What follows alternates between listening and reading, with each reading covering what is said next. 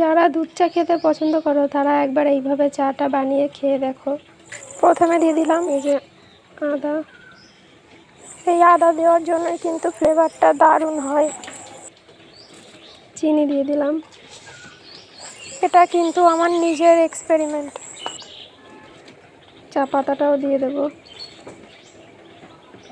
চা পাতাটা একটু বেশি দেব, দুধ চা একটু চা পাতা বেশি দিলে ভালো হয়। কালারটা খুব সুন্দর আসে আর খেতেও কিন্তু দারুণ হয়।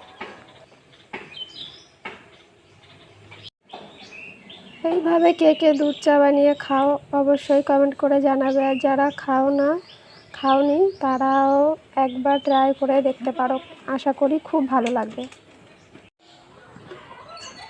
আমি দুধ চা এইভাবেই খাই, আমার কিন্তু খুব ভালো লাগে। তোমরা একবার হলেও বানিয়ে দেখতে পারো, আশা করি খারাপ লাগবে না। চা রেডি।